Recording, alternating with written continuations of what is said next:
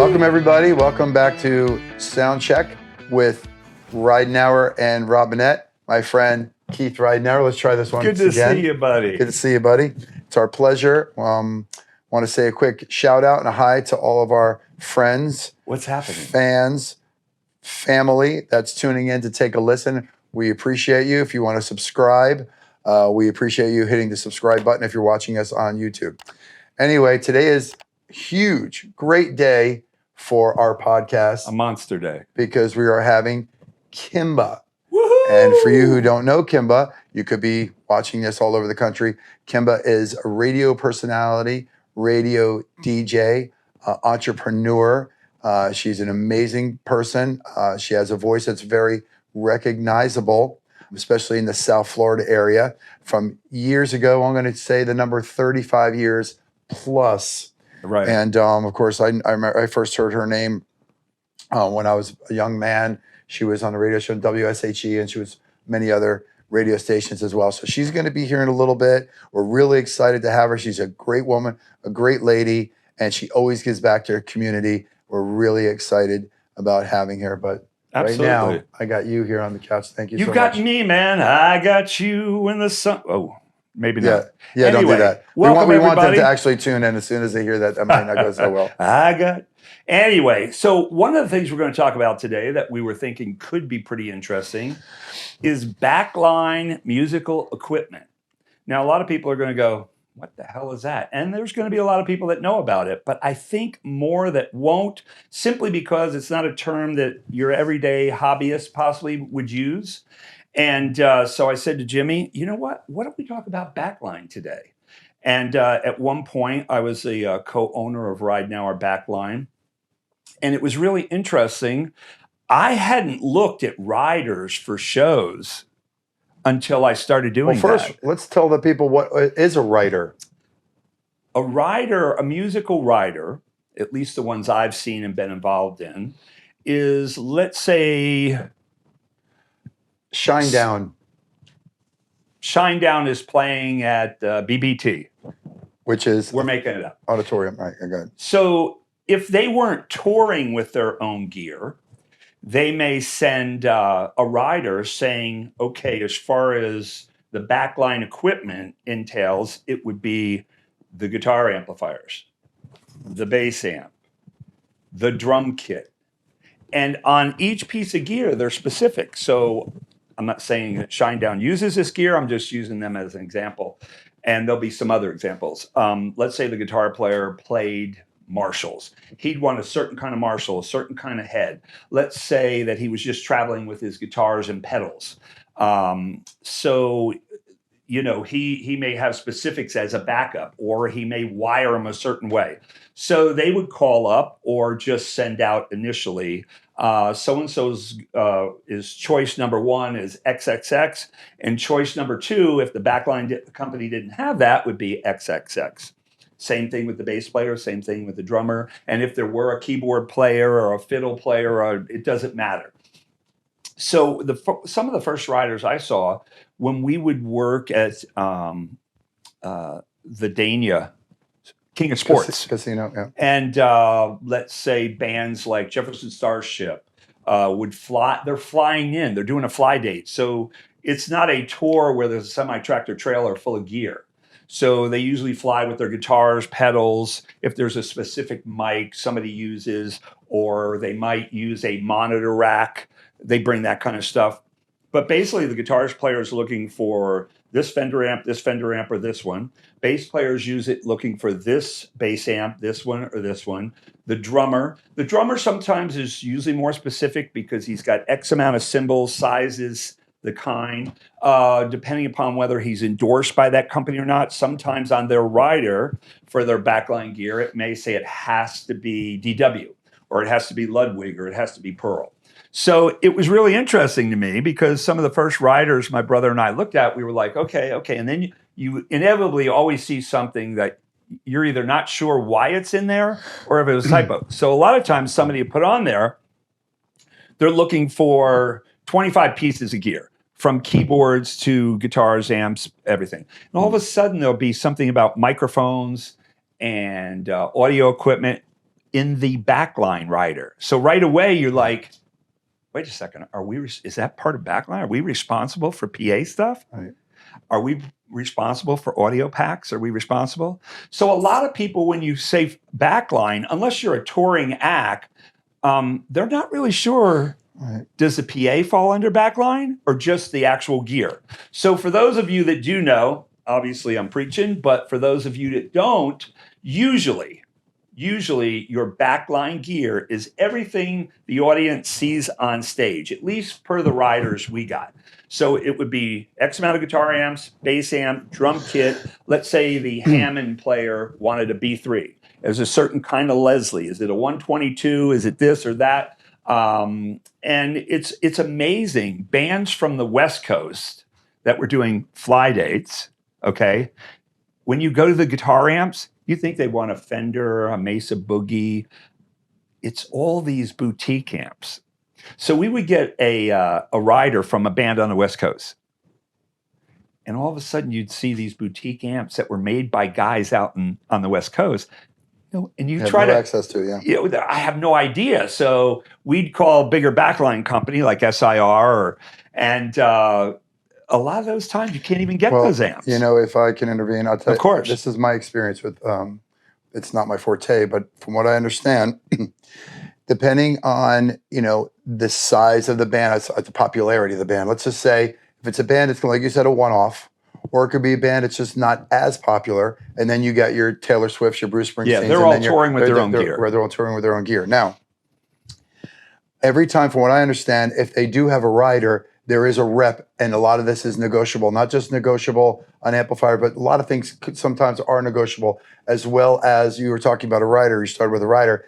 The rider you're talking about is just backline, but the rider also has the food. Has the food, lights. The lights. It PA. has, and also their hospitality, where they're Transportation. staying. Transportation. Yes. That's all in the rider, but we're talking about backline right now. Yeah. So the backline, essentially what you told everybody is essentially what you see from the stage. Yes. Now, what I've had experiences is there'll be a representative. It could even be a band member. So you call them and say, listen, I ain't got it. Right. What else can we do? And they'll say to you, oh, don't worry about it. We just put that in the rider. Just give me a good rig. Give me an amp pad. Give me a Galen Kruger, whatever it may be. Give me a bass rig. Okay. Well, I don't have the Marshall, but what I do have an orange. I have an orange. Oh, it's a 12 and, you know, no problem. I'll do the orange. So there is that communication. So in other words, you're not just getting a piece of paper and going, holy shit, ain't gonna happen. What do I do now? You're 100% right. If you can get if there's not certain bands have an MD. Other bands, it's usually one person from the band. It's usually the tour manager, or it's a guy from the band who's kind of running the things. Like my brother, being a drummer, he'd always try to get the drummer's phone number because my brother was so particular. He wanted that drum kit absolutely perfect. He'd have photos. He'd go online, find out the way the guy set it up. You know, he's got cymbals here and there. He's got 2 floor toms. He's got this tilted this way. We've even measured with a tape measure how high somebody's tom-tom rack is or how far up on the riser, you know. And but you are right. Usually the first person you talk to is a little tougher on what they want until you get a guy in the band. Dude, yeah, it's cool, man. Well, you know, it's almost like anything else. Like the personality doesn't matter. You know, you can kind of get the energy as soon as you get the phone. Yeah. Listen, you don't have that? Find it. Get it. Exactly. Because if not, my guy's not showing up. I won't mention any names. Yeah. But there are a few names I have at the top of my head. This is what we require. Yeah. If you can't do that, this contract is null and void. Or they'll say, don't worry about it. We'll figure it out. Hey, listen, when I get there, don't worry about it. My brother, sister's mother's got the cymbals. I got that. You know, can you get me this pedal? They always give you choices. Give you choices. Right? So my first pick is a Fender Deluxe Reverb. Yeah. My second pick is a Fender Twin. And my third pick is a Marshall Combo. You know what this reminds me of? I get my food from Publix with DoorDash. Ready? Yeah. What am I going to say? I'm out of ham. Would you like bologna? Thank you. That was good on my part. Yeah, that was good. That was good. I don't quite have the half and half, but I do have this. Right. Yes, they give you options. Some of the times, what I remember is there are particular things like, let's say it's an R&B group and they're using pads to trigger sounds. Well, they'll bring their flash drive and they'll plug it right in. Right. So certain times you have to have the certain pad that they use. Okay. So sometimes it has to be the exact one. Like I remember we did a DJ show and it had to be this certain table because everything they had loaded, and we had to run one down. Finally, we found one, but yeah, backline is an interesting thing. I never knew exactly what it was until one day a guy came in, and I was still at Marquee, and he said, "Keith, man, I got this big show coming up. I need backline." I thought, "Oh, okay. What are you looking for?" And he showed me a rider. Also, my first real rider I'm looking at, paying attention to everything. The audio was mixed together with the backline. So now I'm looking at it and going, you got to give me a little time to look at this and decipher and highlight. Well, let me do this because I know there's someone out there that's going to be interested. Let's talk about money because I love money. And I always like to know where the money goes and what things cost. So I'm going to call you. We're just going to generalize. Yeah. All right. I'm just a touring band, nothing famous. I'm going to come and play some local venue. Nowhere big, few hundred people. Okay, so I need a drum kit. I'm not crazy. Set me up a nice 5-piece kit. Right. I'm not going to tell you what I need a Ludwig Slingerland. I just need a nice 5-piece kit. Let's start with drums. Okay. So when you put together, let's just use the word invoice. Put it together an invoice, or you put in a bid or whatever it may be. What do you call it? I'm gonna make it. I'm gonna make a simple version of it. So here's the deal. You want a drum kit, okay? Okay, but I'm going to even wait before you give me the answer. So what comes into play? Distance, how far you got to drive, when you got to be there, how many hours are committed. You have to pay somebody to do it. And how many guys are you going to need? How many guys are you going to need? Right. Then when you're done, let's face it, you got to pick it up. It's a long day. Right. Chances are you're not normally, unless you're doing a festival, it's usually not a 2-day thing. You go there in the morning, you get the gear set up, they play, they perform, and you're going there late night after the show. Right. But yeah, so give me a ballpark figure on, let's say, a real simple drum kit, couple amplifiers, keyboard, something like that. Okay, so the simplest way to do it, I'm gonna give you a simple way we used to do it, and then at the bottom we really discount it. Okay, so first of all, I would know what other companies are charging. That's the first thing. Right. Because I never want to charge more for sure, and I want to do is the best service we possibly can. So let's say you were playing Sport of Kings. I just use that because we did that venue a lot. Right. I know that we're going to show up at 11 in the morning, and we're probably going to leave at 11 o'clock at night. So okay, 12-hour day estimate. So what we used to do, because we were just getting the company going, we would go, and my brother and I would stay the entire time.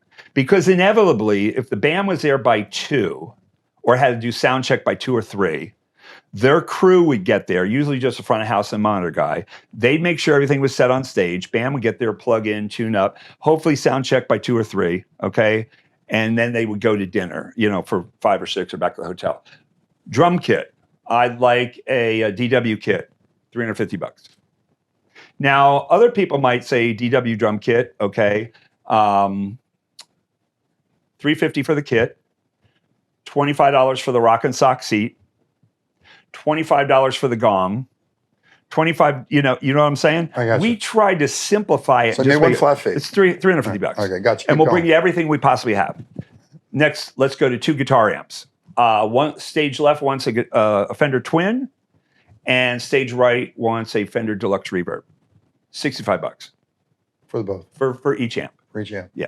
Keep going. If they're getting multiple stuff, obviously we'll drop it down to $50. Let me add these numbers up. Keep going. So you said $350 for a drum kit. Right, $350 plus 65 for both. 130 for 2 guitar amps. 130, right.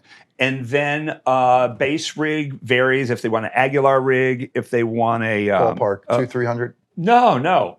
100. Yeah, tops. 100. Like if they got 2 cabs and a head. Okay.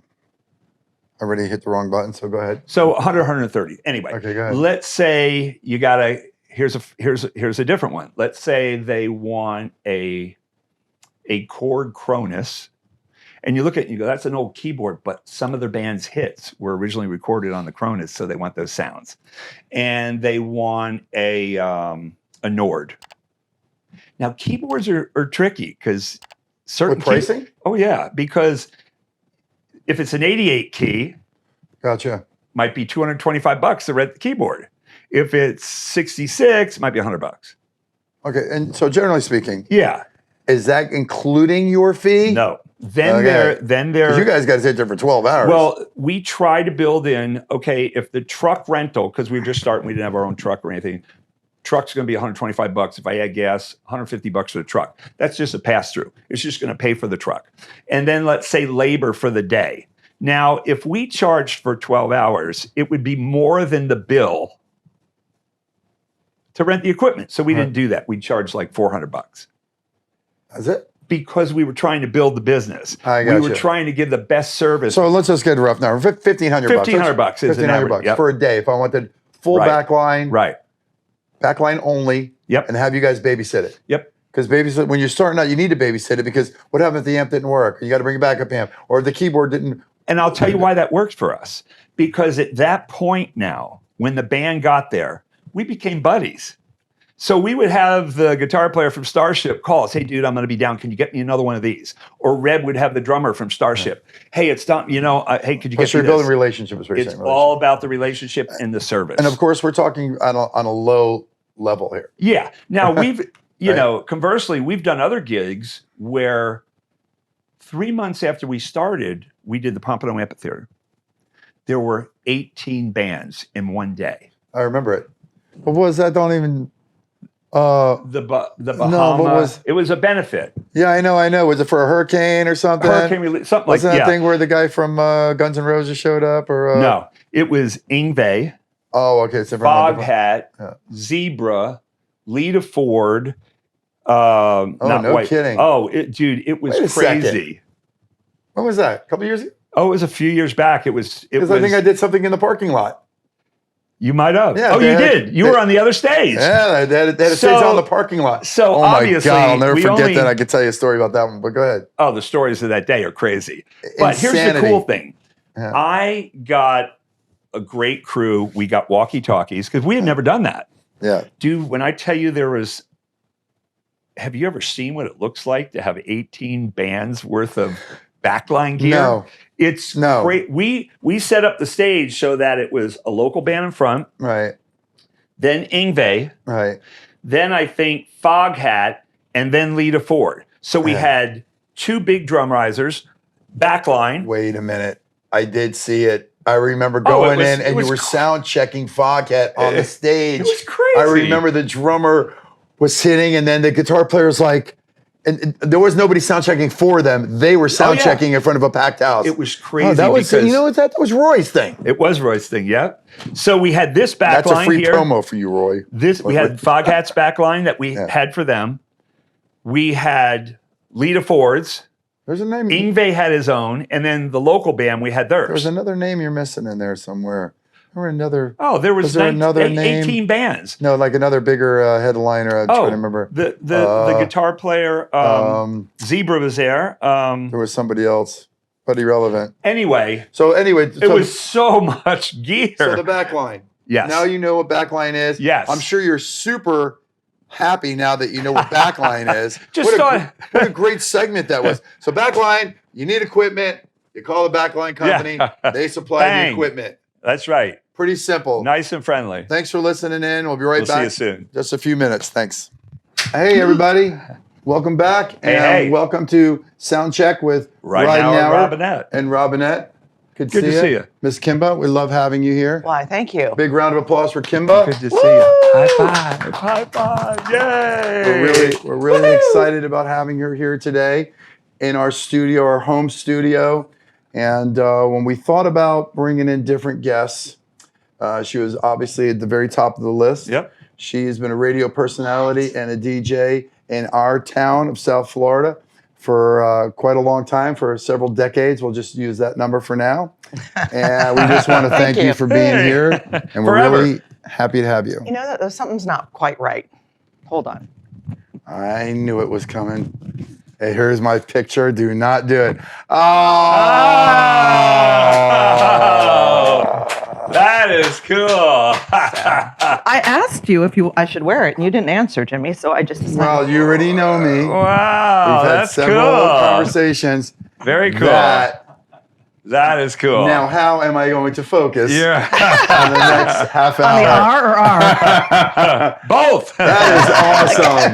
Very We're good. gonna have to market that. Oh my goodness. That's All right. good. Merch. Now I can't stare. I'm going to be staring at the 2 R's now, and I apologize in advance. That's good. Okay, so let's That tell was the great. people. Really, everybody's been asking questions online, on Yeah. Facebook. I've actually had texts from a few of our friends. I that saw want me that. to ask you questions at all. So we're going to try to just hit you with a bunch of them. Okay. And answer as you choose, obviously. I can plead the fifth? Uh-huh. When it's Yes, necessary? I'm saying I was Okay. going to use All that right. one. We can Let's edit start off it. from the beginning. Where you're from originally, and slowly merge that into how it started with you getting into the DJ business. I'm born and raised in Miami, Carroll City to be specific. Carroll City in the house. Carroll City. Mm-hmm. I like it. Yep. Miami, South Miami. No, that's North Miami, North actually, Miami? Of Carroll course, City. North Miami. That's Yeah. what I meant. Yeah, North Yeah. Miami. It's in the northern end. It's not too far from the stadium. Okay. They now call it Miami Gardens, Ah, but it's Carroll, the city formerly known right. as Carroll. And then just going to school, like listening to the radio, and went and visited a radio station, and talked to some of the jocks, like met Drew Townsend and Paul. Yeah. So I've known Paul a really long time. Steve Stansel, and asked them what school to go to, and they told me, and I went to broadcasting school. And about a month later, they hired me to work as what they call a board op for WINZ, which is the AM station, and it was news. And so I didn't do anything on the air there. I did all the behind the scenes, running the board for news or the talk show hosts. And that was in December of 1986. Wow. So it's my anniversary.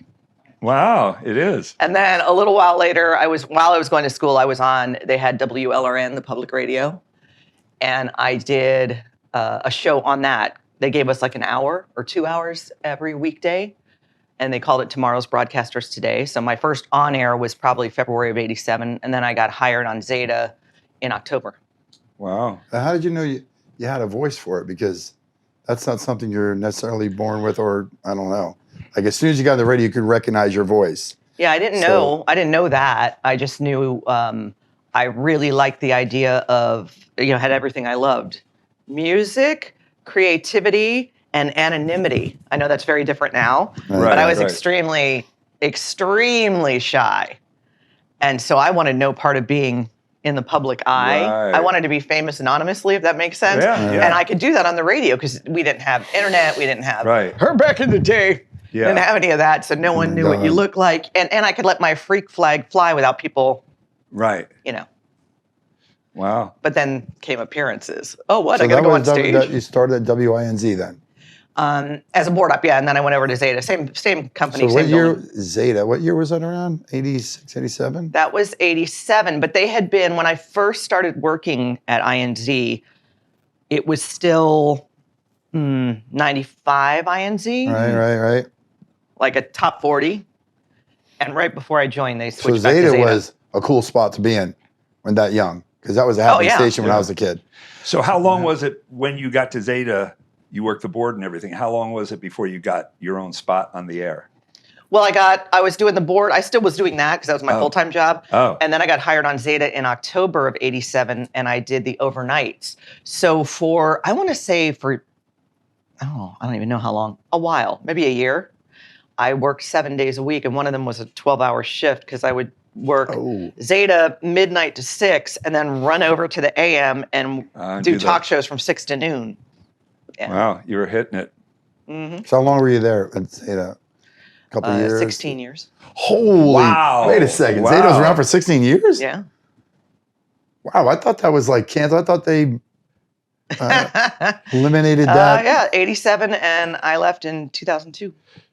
Wow. So you saw Holy a 15 lot years. of No idea. transitions over the years. Oh yeah, owners, program directors, general managers, in and out format changes, like tweaking. Yeah. Oh, yeah. Right. Right. Yes.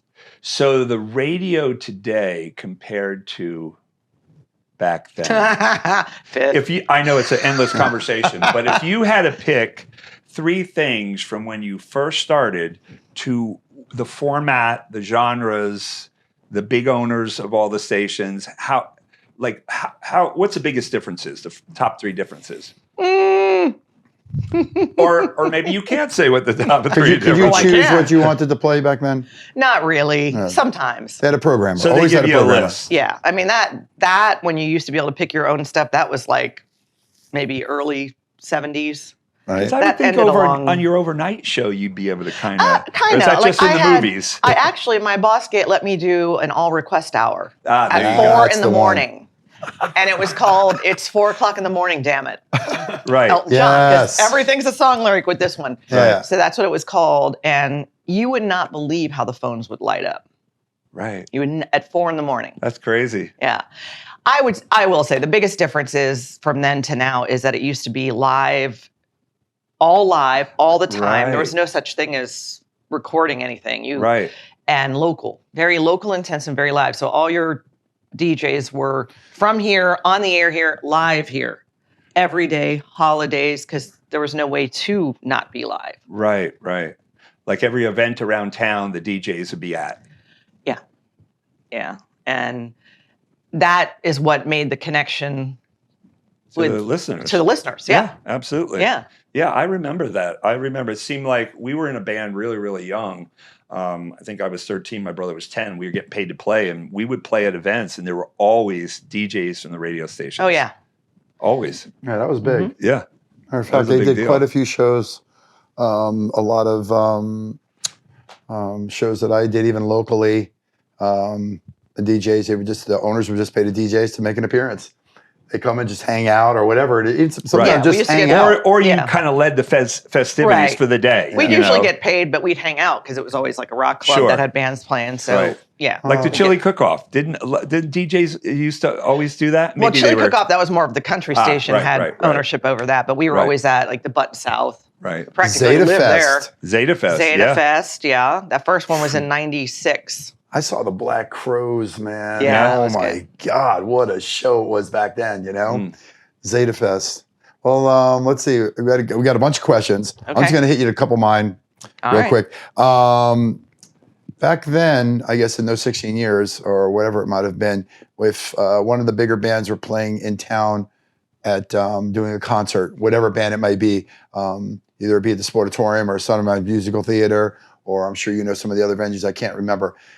Would they come in and do a spot sometimes in the mornings or in the afternoons? Would they do a spot like a promo spot or not necessarily? A lot of times they would come in and do an interview with us, or Right. we'd go to them and broadcast live from the Right. venue, and then we would go backstage and interview them there. So one way or the other. So one of the big questions that a few people asked was, what was the most intriguing, exciting, or memorable? Really? They're asking that Well, question? I mean, you know. I mean, look, everybody's like, yeah, we know. I'm just it. saying. I'm just reading off here. Yeah, a few of them, but yeah. I For mean- Mm-hmm. instance, Cheryl PRN said, you know, which musicians she's met are her favorite. Let's just go with that, or your most memorable. Oh my God, there's so many though. It just I hit me, mean, give me I two or got- three. What's a standout that you didn't expect them to be that way, in a good way? You know, like maybe they were Oh. really shy and you couldn't believe how I'll friendly run they through were. a few real quick. I love blues, and I got to talk to BB King, and he was Oh. like, it got rained out. And he's like, Kimba, I want to play some. But I said, oh my God, BB King just said my name, and I'm trying to like focus on talking to him. right. You know, so like that. And then when I interviewed Barbara Streisand, who I used to love in movies and stuff, I just thought she's just so, I don't know, she's just got that thing. Right. And we had such a great conversation, and she invited me to her show, and she's the only one who ever followed through and actually left a ticket for me to go to her show. Wow. I didn't get to meet her, but Oh I got to my go to her God. show. That was pretty cool. Let me see. Who else? Prince. Wow. That was really funny because he was going by a symbol at the time. And we waited probably over 2 hours for him to come out after this radio show. Uh-huh. But not many people I'd wait that long for, but Prince. Oh, yeah. Yeah. Ooh, Lordy. And so I'm waiting in line, and all my colleagues are behind. For some reason, I'm the first one in line, and I think, I don't know what I'm going to say to this man. I have no idea what I'm going to say to this man. And Clive Davis is standing right next to him. I know, it's insane. And this older gentleman was in front of me. I mean, older, I want to say like 70s maybe, and says something to Prince, and Prince gives him this giant hug. And I'm like, oh, crap. What am I going to follow up with? So when I walked up to him, I go, what he said? Trying to get your hug. Yeah. And he thought I said, what did he say? And I would have never been that presumptuous to say, what did he say? But he thought that, but he leaned in, he put his hand on my shoulder and leaned in and whispered to my ear what he said, and then hugged me. And I was like, all right, I'm good. I'm done. And then Clive, seeing how he reacted with me, Clive was like, well, hello. Because he was so gregarious and hugging on me. And I'm like, Prince, that's pretty big. Doesn't get much bigger than that. No, it doesn't. And Clive coming let's into see, let's see, I got a couple on the rolled Nazis out. Let's see, Bink Burns jumped in here. Ray. Michael Hill, a specific artist present the new format for the radio. That was a pretty good idea to put that out there like that. Everybody's asking about Steven Tyler, of course. Yeah, that was the given. I mentioned all the other ones, but obviously I waited my whole life to meet him. Right. You know, sort of. And how many shows you been to? Been to a few shows? All of them. Shows? All of them have come through this way. Yeah, and then some elsewhere too, yeah. Wow. Aerosmith, I'm a huge Aerosmith fan from back in the day. Oh, yeah. Yeah. They were one of the first concerts I saw. I think they played the I know I wasn't old enough to drive, but I think at one time we went to maybe the Miami High Lie. Oh, wow. And I think Kiss, yes, it was. Kiss had just come out, and I think Aerosmith opened, and they had a lighting rig, maybe like an A. Mm-hmm. That makes sense. And my first one was 80. So yeah, at the but that's when I first saw them. Yeah, and was opening for Kiss. It was funny when I finally met them backstage. I really didn't meet them. I want to say so. Get a Grip, and when they walked in, it was still like now it's that cattle call where they stand against the wall and you go and say hi and take a picture and leave and go into, it's very, this was when used to be in a room like this. Right. And the band would be in there and they just kind of the green room type of thing. And chit chat with everybody. So I was standing there and he walked in and just walked right up to me and went, hello. And I just thought, don't faint, don't faint, don't faint, don't faint. And, so that's when I asked him. Oh, somebody asked me about the Kiss. Oh, Jennifer. Yes, I saw that. Jennifer did? That was a different Kiss. That was later, but it was. Was there tongue involved? That's what she's asking. Oh my God, no. Okay, so I'm just throwing it out there. Okay, all right, go ahead. I'm trying to see the other questions, but go ahead. No, but he was just. That's when I asked him if I could be his harmonica, and he thought that was the funniest thing ever. So. That's a good one. Yeah. In my next life, I was going to be his harmonica, and he thought that was really funny. But at that one, the rest of the band was there, and everyone kept. It was very nice of them. Like all my colleagues, every time they'd see me, Joe Perry, have you met Kimba? And finally, Tom Hamilton went, we've met. They were like, who is she, and why does everyone keep introducing me to her? But ultimately, he knew that was the best part. With the book signing is he knew who I was. Right. Which was kind of cool. Yeah. Yeah. All right. That's very cool. We're going to be right back. I want you guys to stick around. We got a few more questions for Kimba, and stay tuned. Be right back. See ya. Welcome back to Soundcheck, everybody, with Ridenour Robinette and our friend Kimba. We're really excited. A round of applause for Kimba again. Really excited to have her. And before anybody comments on why does Jimmy have his phone in his hand, well, it's because I have questions here on my phone because I've heard it many times, and yes, this is why I'm doing this. Okay, so real quick, Kimba, thank you for being here again. We appreciate it. My pleasure. Of course, Heather is chiming. We got a whole bunch of Kimba fans, and being on this post, I never realized how many people are going to respond, but it's pretty exciting. So someone said, is that really your last name? Schnickel Fritz. Now, do you post that just on Facebook page, or is that like an Instagram thing and other? No, that's just Facebook. And where did it come from? Well, it was originally Penelope Schnickel Fritz. Okay, which comes from? Penelope's just one of my aliases I've used forever. And Schnickel Fritz was actually from the Gilmore Girls. Ah, okay. It's just from I didn't know that. It's from an episode, but I just wanted an alias because, and this is years ago, I wanted my Facebook page to be kind of incognito because I just wanted it to be amongst friends. Right. But then all my friends would tag me in it, and then their friends would see it and go, "Oh, nice alias, Kimba." But people seem to enjoy the Schnickel Fritz aspect of it, so I just Should have merch done. right. Nickel Fritz. Okay, so there's the answer. Thank you. Don't ask me anymore because they always come to me for some reason. They think I know. The other one, if you could have your dream interview, past or present, dead or alive, is there someone that comes to you that would be an amazing interview? That's a good one. And of Stevie course, Ray Vaughan. Stevie Ray Vaughan. Wow. No, yeah, that says that a was lot quick. too. She does have that blues background in her. Yeah. Oh, Okay. I love him. That crushed me when that happened. Carol said, Carol, with all the technologies and platforms now, where does she see the future of radio? Future of radio. Will there be personalities moving forward? Will it all be automated? Will AI get involved? How's this all going to work?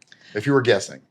If I were guessing. Yeah, just guessing like I where were you think it's guessing going to women. be 10 years, 20 years, 100 years Well, from now. everything's full circle. Yeah. And I think eventually it'll get back to how it was, because that's really what works, is that tangible connection between a local DJ and their listener. Listeners, yeah. 100%. So it'll get back there eventually. I don't know how long that will take, but the embracing of technology and everything being recorded is what's happening now. So. Right. Okay. And yeah, people from other places doing other markets and Right. So they can air it whenever they want. It's not. you got somebody in Atlanta doing a show for a station in Sacramento. How much can you know about unless you used to live there or something? Right. Right. So that's kind of been the separation. Gotcha. That's why radio is kind of like. I remember when I did a little tour with an artist on his first single. We were with an independent company, he was, and I was amazed at the amount of money the company spent to try to promote the single to all the different radio stations. And I'm sure it's changed a lot. This is 2007, 2008, but we used to go to every different radio station and try to get his single played. We would play live on the air, and the radio promotion company would get paid by his independent company. It was really expensive because they were paying for flights, for a radio personality to drive us, and everything else. Do you have instances nowadays where you're bringing artists on to play anymore, or is that kind of thing of the past? It happens usually at bigger festivals now. When there's a lot of acts in town? Yeah, and they'll combine. But to get a record on, first of all, the station would have to play new music, which not a lot of them do anymore. Right. So yeah, that's harder too. So it's still kind of that format where you have a list of stuff you have to play most of the time? Yes. Yeah. Correct. But isn't it all, it's all pre-programmed? Yeah, there's a computer program for it. But you plug in the songs that your station would play, and then you have parameters like, like back in the day at Zeta, because I was music director too, so I used to schedule the stuff. And I'm sorry, I call it booger eater music, but Green Day and Blink-182, that sound, like you wouldn't bounce those two together, and you wouldn't have like a Pearl Jam and a Stone Temple Pilots together, because there's a different. No kidding. They were conscious of the tones. Yeah. The It's almost like putting a band set list together for a show. At Yes. this show, it's this kind of, and so we're going to kind of keep it up and high energy. At this show, a lot of people are sitting more, so we're going to take the set and go like this. There you go. Yeah, it's kind of like that. There was a rhythm and a flow. You didn't want to have two crazy things back, or you wouldn't have two brand new songs back to back. You'd always follow up a new song with something that was solid or gold, as they called it. And let's say back in the day, if a certain band that always had hits came out, they've got a new record out. Do you guys get a memo? Okay, here's the song we're pushing first, and this is going to be, because I used to think like this. I'm not going to name a name, but big band comes out with a new song. Before I've ever heard the song, the DJ is going, here's the new hit from so-and-so. This thing's a monster. This thing's amazing. And it was kind of in your head to expect this amazing song. But I don't notice any of that today, No. And that was part of our job too for us to tell you that it was a good song. Right. So it would kind of It was kind of that. by the time I'm correct. listening to it, and I think for sure with a lot of bands, you always knew it was going to be a hit. But there were some songs that came out, and you just went, really? Well, that was my most fun part about being Really? music director is when I'd hear new music and know, like I'd hear it and know it was going to be a hit. Right. I remember when they brought me Three Doors Down Kryptonite, and I heard it and I went, Monster. oh my Yes. God, that's going to be Monster. huge. Yep. Because Southern rock Southern Blood. will get, kind of disappeared for a while. And then Yep. they come out with this kind of not quite Southern rock, but it's got the Southern rock. Got that vibe. And I was like, oh my God. First time I heard Sugar from System of a Down. Uh-huh. Well, first I was like, what the hell was that? And we have to put it on the air immediately because they're bizarre. But it was that sensory overload. Yeah. So you just like these certain songs, Everlast, What It's Like. As soon as I heard that one on a cassette. They brought it in and it was like, wow. And Dishwalla, one of your favorites. oh yeah. I mean, that was as soon as I heard that song. There's many songs like that. As soon as you hear it, you're Yeah. like, wow, that's I good. heard it the first time I heard him. There was a Carpenters tribute album, and their album hadn't even come out yet. That single hadn't even been released yet, Counting Blue Cars. And I just took it home and was listening to the Carpenters cover. And it gets to whatever track he does, and I dove for the case. Like, who is that? singing this? It's going to take What's his some name again? time. The singer, what's his J.R. Richards. J.R. Richards. And then I saw who he was, and then he's in this band Dishwalla, and all of a sudden now the single comes Right. out, and then they played our Coconut Grove Bed Race soon after, so I got to meet him right the night after they played Letterman. But holy smokes, can he sing? Some songs, you definitely know as soon as you hear it. It's just a great song. And you know it. I mean, when I lived in Nashville, every year, certain acts would come out with a song. I'd look at my wife and I go, Song of the Year. It happened 2 or 3 times. And sure enough, by the time the end of the year, you just knew immediately because you're glued to the video and you're listening, you're going, are you kidding? Oh my God, this is going to be a smash. And I'd always say to my wife, Song of the Year. And 2 or 3 times, it's exactly the way it was. You just know some. And then there are sleepers. Yeah. Song comes out and you're like, yeah, it's cool, but the hype and it's the billboards on the show and all of a sudden it just creeps up on you Yeah. like good vodka. And you go, oh yeah. And that was part of having to play, people would always say, why do you play the same song over and over and over? Because it has to get familiar. You have to become familiar with it. The only way you become familiar with it is to over and over again. Yeah. And I was talking to you about Southern rock, Southern blood, and I brought up Matchbox 20 because I had Adam Gaynor on my podcast recently, and we were talking about being on the road, and he said at one point they had 11 people in an extended van, and that's how they had to travel. Can you imagine that? Wow. 11 guys in an extended No. van? Heartless didn't Definitely do that? not me. No. We had a GMC Jimmy, and it was 5 of us in it, and that was too much. Yeah, We're waiting for that Heartless reunion. Yeah, that's probably not gonna well, now what is it? The Sprinter, the Splinter van now? Dude, What are they? Dude, They're I pretty started out fancy when I was nowadays. 17, 18 years old, and that's a whole nother. That's not about me. This is about But, yeah, Kimba. but we were talking about how we met, and we Yeah. met at Criteria Studios because he was answering the phones, and somebody had called me while I was on the air. I worked nights. It was like late '89, and said, "Oh, the Allman Brothers are recording at Criteria." And if you don't know what Criteria is, it's one of the most famous recording studios In the world. It's in North Miami. Eric Clapton, Aretha Franklin, Allman Brothers, Aerosmith, you Eagles, name it, Bee Gees, they've all recorded there. And Tom Dowd was producing. It was their 7 Turns record. And Adam answered the phone. That's how I met him. I didn't know he answered the phone at the time. And they had their road manager, Red Dog, called me back and said, why are you asking? And I said, well, because it's cool. He goes, do you want to come and watch them record? And I said, yes. And then I immediately went, crap. Because I'm a young thing at this point, and I'm like, I just said that I worked 7 to midnight. I just said I was going to go to a soundproof building at midnight with the Allman Brothers. You know their reputation, right? I said, well, I have a colleague who loves you guys. Can I bring him? And he said, him. Yeah, not another girl. And he said, again, 89. Things were. Oh yeah. Next thing you know, they have guardianship of us. Here you go. You're going on tour. Okay, we'll get there. So I get Steve Stansel to come get me. We go to Criteria. It's Greg. I think Dickie was there. Butch, J-Mo, Johnny Neal, the blind keyboardist they had, and Warren Haynes were recording 7 turns. Tom Holy Dowd was cow. there. Okay. And if you don't know Tom Dowd, Google that. Yeah. Legendary I got producer. his Big time. CD in there of his backstory. Also, he's on Amazon. They have a show based on him on Amazon. It was, they couldn't be nicer. I will tell you this funny thing. I used to always just think that I didn't understand why Cher dated Greg, because I just thought like, oh, that's terrible to say ugly, but and then I met him in person and he was really a beautiful guy. And I thought, wow, you know how sometimes on TV, right, all the bad, yeah, you'll see me on the podcast, all the bad features get picked up. And some people, that's why models are models, because everything is all symmetrical and stuff. Apparently, whenever he was on video, it just didn't do him any justice. Right. And in person, he was a really good looking guy. Just set the record straight on that one.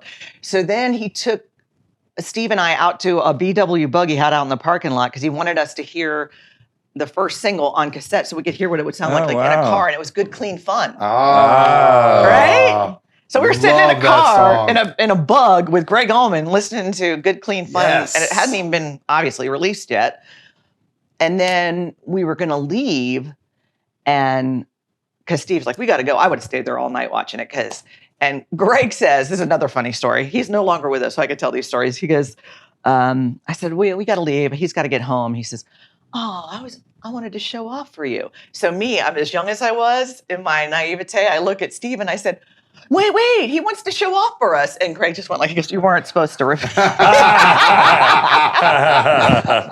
That wasn't supposed to be shared with him. Right, with the class. That was but he thought it was cute. So we go and sit in the room and watch them record part of 7 Turns, the title track. And that's the first time I saw like the little metronome thing. And I saw how they had already laid the music. So they made the 7 turns kind of like they went on 7 turns because they had more music than words kind of thing. And I never knew you did that. Like you had the words fit the music. Right. So that was really cool. So then, eventually we left and we got to see them a few more times on the road. And I got to be on stage at one of the shows. So I got to see I think it was Miami Arena. And I got to see what it looked like, what they see. Yeah. A band of that caliber, that was like crazy. I got to hear what it sounded like on stage because I'm not a musician, so I didn't know it sounded so different. And then the funniest part, they were like projecting mushrooms and stuff because it was the Allman Brothers. And I turned to look, and I'm like, what is? My head was in front of a projector, so my big ass head was on the screen. So if you were at that show and saw somebody's head, it was mine. But I brought something to show you because one of the brothers. Here's the difference with men and women in radio, could be in other things. Ultimately, Red Dog and Steve Stansel exchanged numbers and they became friends. And I guess when they would come into town, as women, we really could never do that. We could, but since the business was mostly men, musicians and colleagues, they're not. If they give you your number and their significant others, like, well, who is this Kimba in Miami? Right. Yeah. So it's funny now because I've talked to guys now and they're like, well, your network all these years, and I said, the ladies don't have the network. The guys do, but we don't. That's interesting. What the ladies have is one of the brothers taking a liking to her and trying for the better part of a year to have her come out on the road. This was 7 Turns, their tour in 1990. Tell me what it is. You have to look at it. The tour didn't start until July, but he sent this to me in January and just said, like, pick a date. And then they extended it in August, and he sent me another one of these booklets. The booklet is pretty cool. It's how they used to... Wow. It's their whole schedule, their itinerary, everything? Yeah. Wow. And when he sent me the one in August, so for the better part of a year, he was like, come out, no strings attached, Yeah, no strings attached.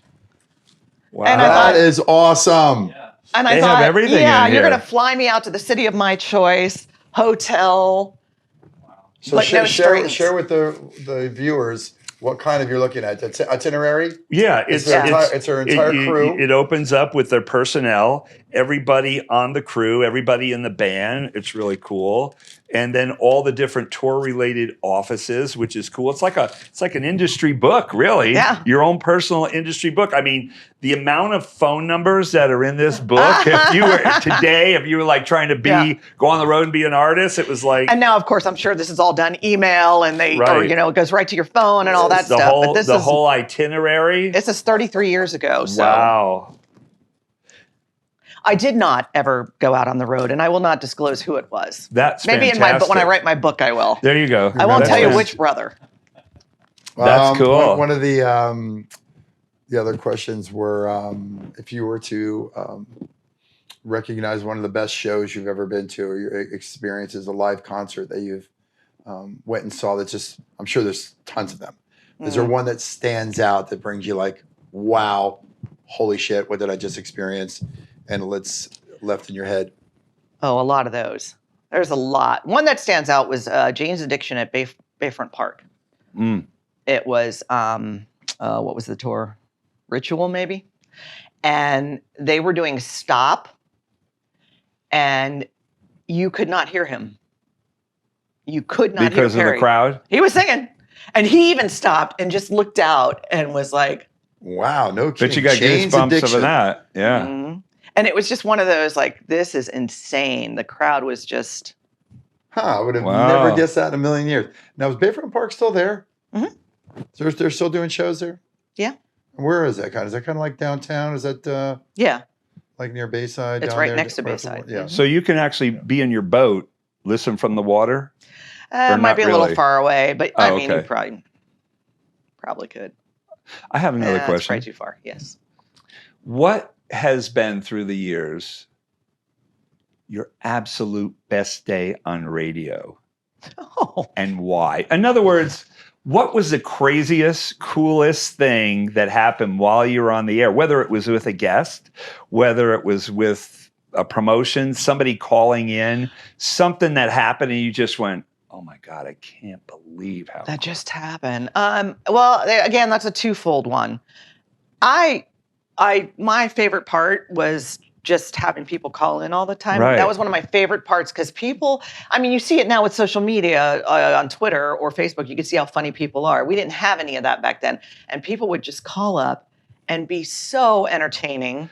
And like they were live, right? Yeah, well, we would record them. Okay, right. We didn't, I mean, like morning shows had the delay system where you could have it live and hit a button to dump them out. But we would record them and play them back. And that was, yeah, I became like Benny Hanna with a pancake the tape. Because, you know, they'd curse and you'd have to like, you'd have a song to cut. I usually cut it, flip it upside down. So it'd be like, you know, and I probably couldn't do that now to save my life as quickly as I did it back then. But so that was some of the best times, just people calling and the interaction and them being so involved in the station and knowing you and knowing everything that was going on. So that was really cool. And the other best day was when, because I had met Steven Tyler a couple times, like I'm going to be your harmonica, but he didn't know who I was yet then. Right. He called to do an interview. Wow. And by then he knew who I was because Richie Supa lives in town. Yeah. Who is his best friend. And Richie was telling him, and when he called, we probably talked for like 10 minutes interview. And then even I should have kept rolling, talked for another, I don't know, 5-10 minutes before I said, I really got to go. I got to call somebody, another station or whatever. But it was such a great chat. And it was after that, my boss comes in and he says, are you sitting down? I said, okay, I can. He said, Steven Tyler's people just called me. And I think this was like August that I did the interview. And it was in October. They were going to release their autobiography and do a book signing in Boca. And then a day or two later play the amphitheater. He said, Steven Tyler wants you to broadcast at the book signing. Only you. And for the show, you still had to fax things in. Again, a long time ago. Right. This was 97. You had to fax in your request, and I got to choose. Sorry. I got to choose who the winner was. And whatever that song was, an Aerosmith song you'd fax in. Right. And at the sound check, we were all going to stand on stage and watch them do the sound check, and they were going to do that song. That's cool. So I picked Hangman Jury. Hangman Jury. That was the winning song, but we got to be on stage for the sound check. Wow. I got to, that's what my podcast, I do a 2-parter on Aerosmith, and I show the video from the book signing. And that was the first time I actually met him where he knew who I was. It was crazy.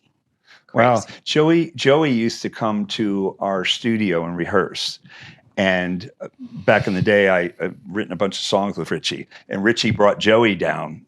And I often, there were a few times when Steven was in town, I thought Richie was going to bring him over. Something didn't work out, but we actually had Joey play on a couple of our demos. Oh, nice. And let me tell you something, being in the booth and trying to go, Joey, could you do that again? I looked at Richie and I was like, dude, I got to ask him to do that again. He Well, I think Steven would do that all the time. I think that's in Joey's book. Because he's a drummer.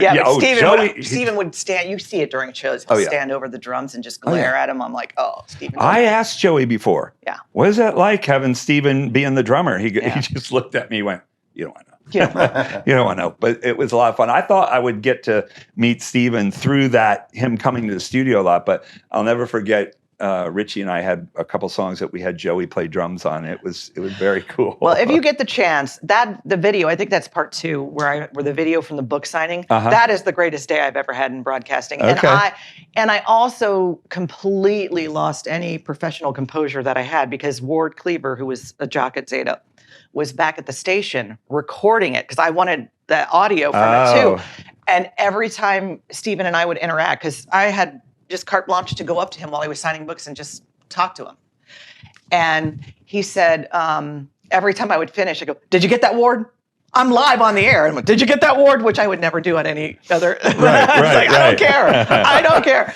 But the people, again, that was a day with him, but it was also a day with listeners, because they were so happy for me. Right. And they were all there in line, and they were like going, yeah, Kimba, go, Kimba, because they knew how much I wanted to meet him. Right. And then the women were really funny, because they were like, I always thought, whoa, how do you like him? He's gross.